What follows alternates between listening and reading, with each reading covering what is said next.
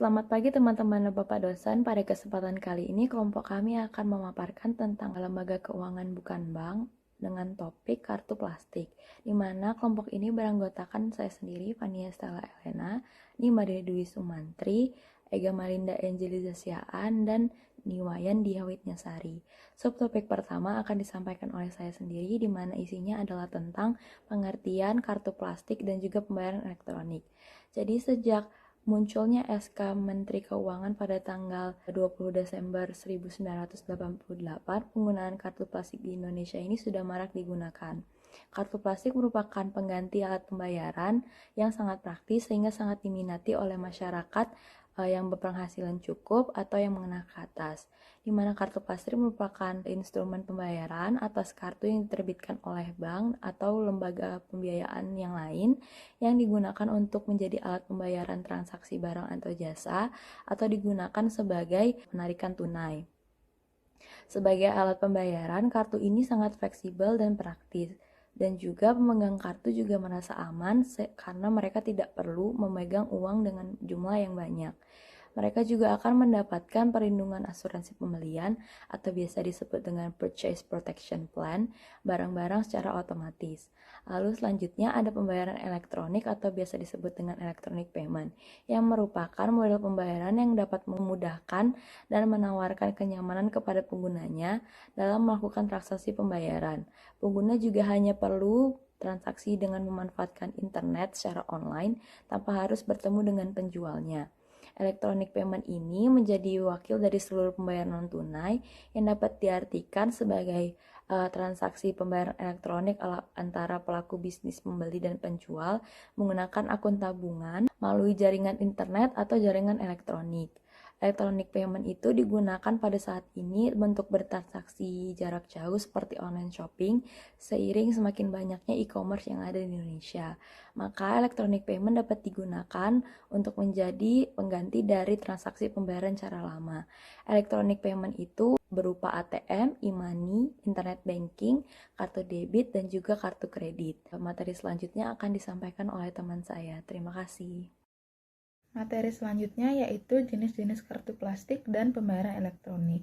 Jenis kartu plastik itu bisa dibagi menjadi dua, yaitu jenis kartu plastik berdasarkan fungsinya dan jenis kartu plastik berdasarkan wilayah berlakunya. Yang pertama, jenis kartu plastik berdasarkan fungsinya tersebut bisa dibagi menjadi beberapa, yaitu yang pertama ada kartu kredit, yaitu kartu yang dapat digunakan sebagai alat pembayaran transaksi jual beli barang dan jasa.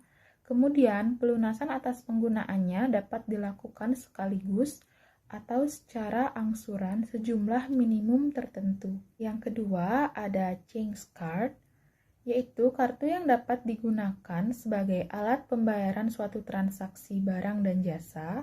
Kemudian, pemegang kartu diwajibkan membayar kembali secara penuh seluruh tangguhan pada akhir bulan atau bulan berikutnya dengan atau tanpa beban tambahan. Berikutnya ada kartu debit atau debit, yaitu kartu yang dapat digunakan sebagai perintah bayar atau pendebetan terhadap rekening pemegangnya. Transaksi dengan menggunakan kartu debit adalah transaksi tunai yang pembayarannya tidak dengan uang tunai, tetapi melalui pembebanan rekening pemegang kartu debit dan pengkreditan terhadap rekening pemegang kartu. Berikutnya ada cash card, yaitu kartu tunai, sering disebut dengan ATM, yaitu kartu yang dapat digunakan untuk penarikan uang tunai baik di counter-counter bank maupun pada anjungan ATM. Yang terakhir ada check guarantee card, yaitu kartu yang dapat digunakan sebagai jaminan dalam penarikan cek oleh pemegang kartu tersebut. Selanjutnya yaitu jenis kartu plastik menurut wilayah berlakunya, itu ada dua, yaitu yang pertama kartu plastik lokal, yaitu kartu plastik yang berlaku pada wilayah tertentu, misalnya kartu yang berlaku di seluruh negara Indonesia. Yang kedua yaitu kartu plastik internasional, yaitu kartu plastik yang berlaku dan dapat digunakan di seluruh dunia. Contohnya itu ada Visa, Amerika Express, dan lainnya. Materi berikutnya yaitu jenis-jenis pembayaran elektronik. Yang pertama itu ada ATM atau anjungan tunai mandiri, yang merupakan mesin yang dapat kita gunakan untuk mengambil uang dimanapun berada selama masih dalam jaringan bank. Kita tidak perlu pergi ke bank sentral untuk mengambil uang yang ingin kita gunakan. Selain mengambil uang, ATM bisa digunakan untuk mengisi pulsa dan mentransfer uang jika kita membeli suatu barang. ATM ini akan mempermudah karena letaknya pasti sudah ada di mana-mana, seperti tempat berbelanja dan lainnya. Yang berikutnya itu e-money. E-money merupakan suatu alat pembayaran yang memakai media elektronik, yakni jaringan komputer dan juga internet. E-money juga sering disebut dengan electronic cash, digital money, digital cash, electronic currency maupun digital currency. Berikutnya ada internet banking. Internet banking adalah kegiatan yang melakukan transaksi, pembayaran, dan transaksi lainnya melalui internet dengan website milik bank yang dilengkapi dengan sistem keamanan dari masing-masing bank. Yang berikutnya ada mobile banking. Mobile banking merupakan layanan yang memungkinkan nasabah bank untuk melakukan transaksi perbankan melalui ponsel ataupun smartphone. Layanan mobile banking dapat digunakan menggunakan menu yang sudah tersedia melalui aplikasi yang dapat diunduh dan diinstal oleh nasabah pada smartphone-nya sendiri. Berikutnya ada kartu kredit, yang merupakan kartu yang digunakan sebagai alat pembayaran transaksi jual beli barang dan jasa, yang kemudian pelunasan atas penggunaan kartunya tersebut dapat dilakukan sekaligus atau secara angsuran sejumlah dengan minimum tertentu. Pemegang kartu kredit akan diberikan kredit limit, sehingga penggunaan kartu kredit tidak boleh melebihi limit yang telah ditetapkan oleh bank penerbit. Yang terakhir ada kartu debit atau kartu debit, yang merupakan kartu yang digunakan sebagai perintah bayar atau pendebetan terhadap rekening pemegangnya. Transaksi dengan menggunakan kartu debit adalah transaksi tunai yang pembayarannya tidak dengan uang tunai, tetapi melalui pembebanan rekening pemegang kartu debit dan pengkreditan terhadap rekening merchant. Baik, materi selanjutnya yang akan saya jelaskan adalah peran Bank Indonesia dalam regulasi kartu plastik. Dalam hal regulasi kartu plastik, Bank Indonesia secara berkala mengeluarkan ketetapan peraturan Bank Indonesia melalui SEBI APMK atau Surat Edaran Bank Indonesia tentang penyelenggaraan alat pembayaran menggunakan kartu. SEBI APMK tersebut akan senantiasa diperbaharui dan akan ada perubahan atas Surat Edaran Bank Indonesia edisi sebelumnya. Dalam SEBI APMK, diatur beberapa aspek dan aturan terkait penggunaan kartu plastik, seperti misalnya mengenai pembatasan kepemilikan dan limit kartu kredit yang diberikan. Tujuannya ini untuk menghindari dan mengurangi rasio kredit macet di Indonesia. Hal lainnya juga diatur mengenai hal-hal dan aturan-aturan mengikat yang bersifat sangat teknis dan mendetail. Berikut merupakan ringkasan salah satu surat edaran Bank Indonesia, yaitu Surat Edaran Bank Indonesia nomor 14/17/DASP perihal perubahan atas Surat Edaran Bank Indonesia nomor 11/10/DASP perihal penyelenggaraan kegiatan alat pembayaran dengan menggunakan kartu yang berlaku sejak 7 Juni 2012. Berikut ringkasannya. Pertama, materi yang dimuat dalam perubahan Surat Edaran Bank Indonesia ini mencakup antara lain prinsip perlindungan nasabah, prinsip kehati-hatian dan manajemen risiko dalam pemberian kartu kredit, standar keamanan APMK, kerjasama antara penyelenggara APMK dengan pihak lain, dan penyampaian laporan. Kedua, dalam rangka penerapan prinsip perlindungan nasabah, penerbit APMK diwajibkan: pertama, menyampaikan informasi tertulis kepada calon pemegang kartu dan pemegang kartu atas APMK yang diterbitkan. Informasi tersebut harus menggunakan bahasa Indonesia yang jelas dan mudah dimengerti, ditulis dalam huruf dan angka yang mudah dibaca oleh calon pemegang kartu dan pemegang kartu. Kedua, menyediakan sarana dan nomor telepon yang dapat secara mudah digunakan dan atau dihubungi oleh calon pemegang kartu dan pemegang kartu dalam rangka melakukan verifikasi kebenaran segala fasilitas yang ditawarkan dan atau informasi yang disampaikan oleh penerbit. Yang ketiga ada untuk kartu kredit. Informasi tertulis sebagaimana yang dimaksud pada butir 2A yang wajib disampaikan oleh penerbit kartu kredit kepada calon pemegang kartu dan pemegang kartu kredit termasuk pula informasi tentang 1.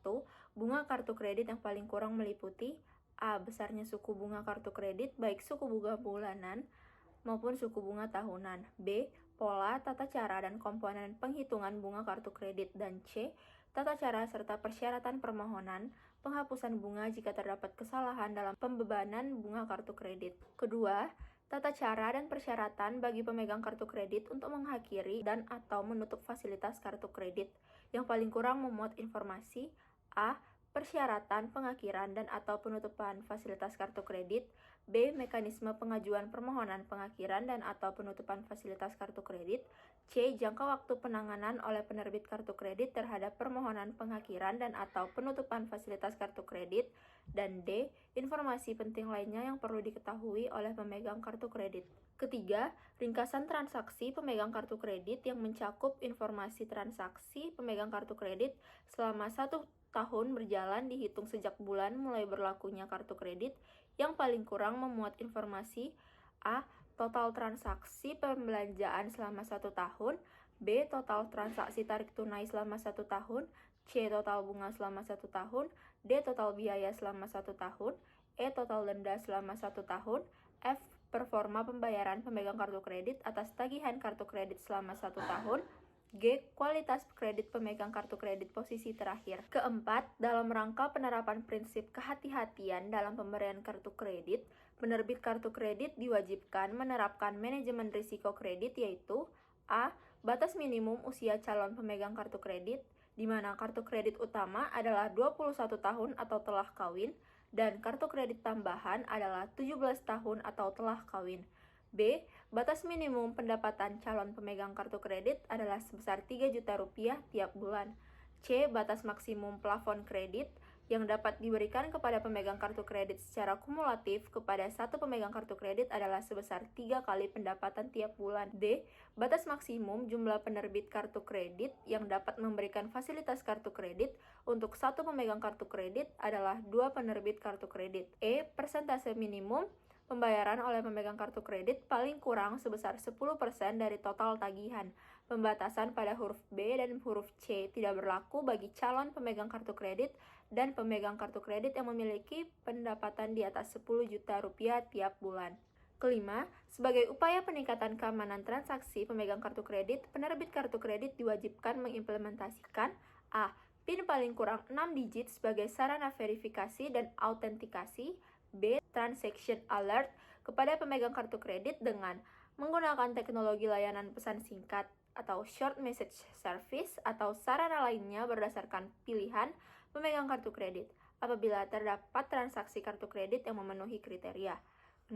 Dalam melakukan penagihan kartu kredit, baik menggunakan tenaga penagihan sendiri atau tenaga penagihan dari perusahaan penyediaan jasa penagihan, penerbit kartu kredit wajib memastikan bahwa A. Tenaga penagihan telah memperoleh pelatihan yang memadai terkait dengan tugas penagihan dan etika penagihan sesuai dengan ketentuan yang berlaku. B. Identitas setiap tenaga penagihan ditata usahakan dengan baik oleh penerbit kartu kredit. Dan terakhir atau yang ketujuh, dalam rangka pendukung kajian Bank Indonesia untuk penetapan suku bunga maksimum kartu kredit, penerbit diwajibkan menyampaikan laporan laba rugi atau profit or loss report kartu kredit. Laporan ini wajib disampaikan penerbit kartu kredit kepada Bank Indonesia secara berkala yaitu triwulanan. Baik, saya akan melanjutkan presentasi yaitu kartu kredit. Yang pertama ada sejarah kartu kredit. Kartu kredit sudah mulai berkembang di dunia, seperti Amerika Serikat hingga Asia, Eropa, Australia, hingga akhirnya sampai ke Indonesia. Masuknya kartu kredit di Indonesia ini tidak bisa kita tolak, sebab ini berkaitan dengan perkembangan teknologi dan informasi. Dan juga keberadaan kartu kredit secara nyata sangat dibutuhkan oleh masyarakat Indonesia, apalagi bagi mereka yang hidupnya di kota-kota besar. Nah, pertama kali kartu kredit yang masuk ke Indonesia terjadi sekitar tahun 1980-an. Diperkenalkan oleh Bank Duta yang pada saat itu menjalin kerjasama dengan Visa dan Mastercard Internasional. Bank Duta merupakan bank yang pertama kali menerbitkan dan memasarkan kartu kredit di Indonesia. Sekarang keberadaan Bank Duta hanyalah sebuah nama dan sejarah saja. Walaupun Bank Duta menjadi bank pertama yang menerbitkan kartu kredit, nyatanya dia tidak bisa bertahan lama. Nah, seiring tahun berganti tahun, para pemain baru mulai bermunculan, seperti BCA, Citibank, Hong Kong Bank, dan lainnya. Selanjutnya, pihak-pihak yang terkait dengan kartu kredit. Yang pertama ada cardholder, yaitu pihak yang memegang atau memiliki kartu kredit. Dalam hal ini, pemegang kartu kredit dapat dibagi menjadi dua, yaitu yang pertama, basic, yaitu pemegang kartu utama, di mana semua transaksi dibebankan atas namanya dan merupakan tanggung jawabnya, termasuk transaksi oleh kartu tambahan.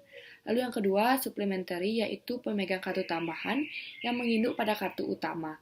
Semua fasilitas, kredit, limit, dan lain-lain mengikuti kartu utama. Pihak yang kedua yaitu merchant, ialah perusahaan atau pengusaha yang bergerak di bidang perdagangan barang atau jasa yang menerima pembayaran dengan kartu kredit dan atau kartu debit.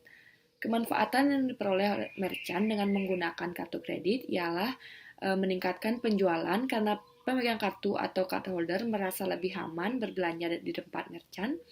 Lalu dapat mengurangi beban pekerjaan merchant karena setiap transaksi penjualan, merchant cukup menyodorkan sales draft atau warkat tersebut kepada bank penerbit dan dapat digunakan untuk mempromosikan usahanya karena nama merchant akan tercantum pada iklan yang dipasang oleh bank penerbit. Pihak yang ketiga yaitu issuer, ialah lembaga perbankan atau institusi keuangan tertentu yang menerbitkan kartu kredit. Bagi pihak bank, penerbitan kartu kredit dapat berfungsi sebagai sarana promosi dan meningkatkan citra bank karena menurut ketentuan hanya bank yang tergolong sehat dan cukup sehat yang telah disetujui Bank Indonesia yang dapat menerbitkan kartu kredit. Lalu dapat membantu masyarakat, khususnya bagi golongan menengah ke atas dalam mempermudah sistem pembiayaan.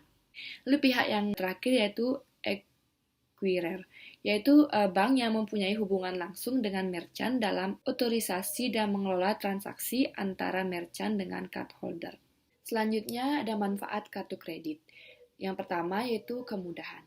Nah, kartu kredit menawarkan kemudahan belanja tanpa perlu membawa uang tunai dan cek, dan juga tidak perlu identifikasi tambahan. Lalu yang kedua ada keamanan.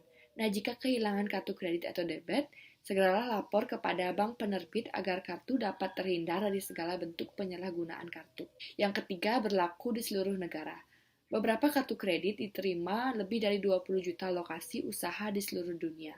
Nah, bandingkan dengan cek pribadi, jika membutuhkan dana tunai, bisa mengambil di ATM atau bank di seluruh dunia yang menerima kartu kredit. Manfaat yang keempat yaitu keleluasaan atau fleksibilitas. Dengan kartu kredit, barang yang diinginkan dapat dibeli dan membayarnya kemudian sesuai dengan rencana pengeluaran pribadi. Yang kelima, membuat anggaran lebih mudah. Dengan kartu kredit, seseorang dapat membiayai suatu pembelian yang cukup mahal dan melunasinya mengikuti jadwal yang sesuai dengan anggaran. Selanjutnya ada mekanisme kartu kredit. Nah, mekanisme atau sistem kerja kartu kredit adalah dengan melibatkan pihak-pihak yang saling berkepentingan. Sistem kerja ini melibatkan pemegang kartu, perusahaan yang mengeluarkan kartu, dan pihak pedagang. Sistem kerja kartu plastik mulai dari permohonan, penerbitan kartu, transaksi pembelanjaan, sampai dengan penagihan yang dilakukan oleh lembaga pembayar dapat dijelaskan sebagai berikut. Yang pertama, nasabah mengajukan permohonan sebagai pemegang kartu dengan memenuhi segala peraturan yang telah dibuat. Yang kedua, bank atau lembaga pembiayaan akan menerbitkan kartu apabila disetujui setelah melakukan penelitian terhadap kredibilitas dan kapabilitas calon nasabah, kemudian diserahkan ke nasabah. Dan yang ketiga, dengan kartu yang sudah disetujui, pemegang kartu berbelanja di suatu tempat dengan bukti pembayarannya. Nah, apabila nasabah pemegang kartu melakukan transaksi, maka sistem kerja penagihannya adalah sebagai berikut. Yang pertama, pemegang kartu melakukan transaksi dengan menunjukkan kartu dan menandatangani bukti transaksinya. Yang kedua, pihak pedagang akan menagihkan ke bank atau lembaga pembiayaan berdasarkan bukti transaksinya dengan nasabah. Yang ketiga, bank atau lembaga pembiayaan akan membayar kembali kepada merchant sesuai dengan perjanjian yang telah mereka sepakati. Yang keempat, bank atau lembaga pembiayaan akan menagihkan ke pemegang kartu berdasarkan bukti pembelian sampai batas waktu tertentu. Dan yang kelima, pemegang kartu akan membayar sejumlah nominal yang akan tertera sampai batas waktu yang telah ditentukan apabila terjadi keterlambatan. maka nasabah akan dikenakan bunga atau denda. Sekian yang dapat saya sampaikan. Terima kasih.